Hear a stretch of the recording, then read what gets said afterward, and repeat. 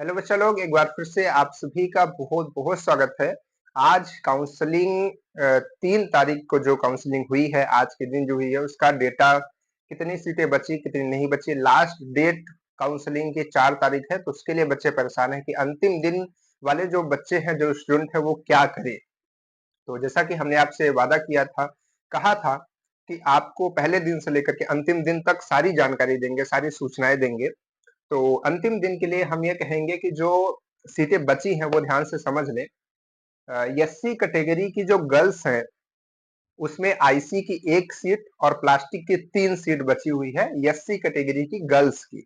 Boys की कोई भी सीट नहीं है, ईडब्ल्यूएस में कोई सीट नहीं है, ओबीसी गर्ल्स बॉयज कोई सीट नहीं है, जनरल वालों के लिए कोई सीट नहीं है। एससी कैटेगरी की बॉयज की बात करें, एसटी कैटेगरी की बॉयज की बात करें तो उनके लिए भी 1 सीट प्लास्टिक में और 1 सीट आईसी ब्रांच में बची हुई है।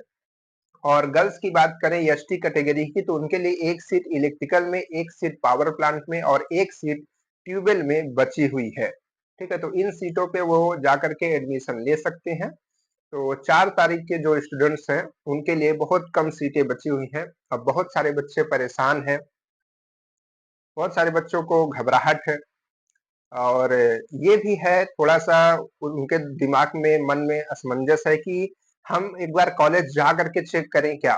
कॉलेज जा करके देखें क्या?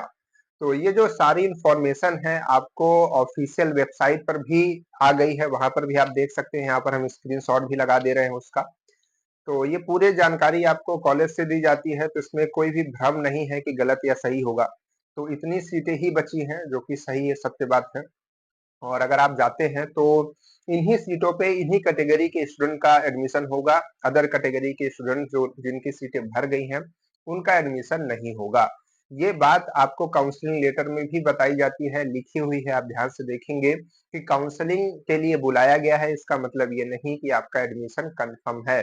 काउंसलिंग में 3 गुना बच्चों को बुलाया जाता है, जिसमें से जिन बच्चों को सीटें मिलती जाती हैं लेते जाते हैं, बहुत बच्चे छोड़ते जाते हैं। ठीक है।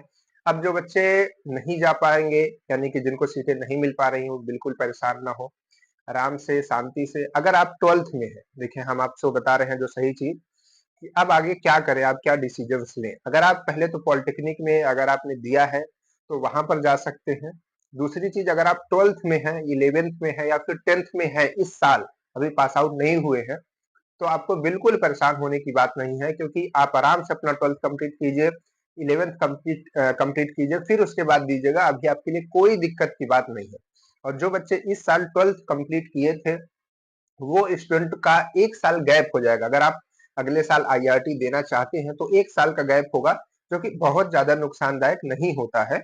थोड़ा नुकसान भी होता है, नुकसान भी हम आपको बता रहे हैं। नुकसान कभी कभी ये होता है कि 1 साल के गैप की वजह से कुछ कंपनियों में प्लेसमेंट के लिए जो है ऐसा नोटिफिकेशन रहता है कि गैप वाले स्टूडेंट नहीं भर सकते, लेकिन कुछ कंपनियों का ऐसा रहता है, सारी कंपनियों का नहीं रहता। ठीक है, तो गैप थोड़ा प्रॉब्लम है और ज्यादा दिक्कत नहीं है। ठीक है, और ऐसा भी हो सकता है कुछ बच्चों का 2 साल का गैप हो, तो 1 साल 2 साल गैप करके बच्चे आते हैं और आराम से आप दे सकते हैं, कोई प्रॉब्लम बड़ी नहीं है।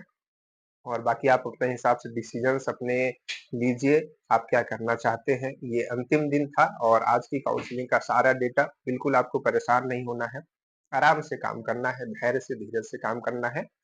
और जो बच्चे नए बैच की तैयारी करना चाहते हैं, ठीक है, 2027 में तैयारी करना चाहते हैं, बहुत ही जल्द नया बैच आईआरटी के लिए आदित्य आईआरटी यूट्यूब चैनल पे स्टार्ट होने वाला है, ई बुक लॉन्च होने वाली है। तो आदित्य आईआरटी एप्लीकेशन आप डाउनलोड कर सकते हैं, आपको प्ले स्टोर पे मिल जाएगा। और इस चैनल को सब्सक्राइब कर रखिए, बैच बहुत जल्दी स्टार्ट होने वाला है और उसमें आपको सारी जानकारी दी जाएगी, कैसे कैसे तैयारी करनी है, बेसिक से लेकर के आपके एग्जाम तक पूरा जानकारी दिया जाएगा। ठीक है, तो चलिए फिर मिलते हैं आपसे नेक्स्ट वीडियो में, तब तक के लिए बाय बाय।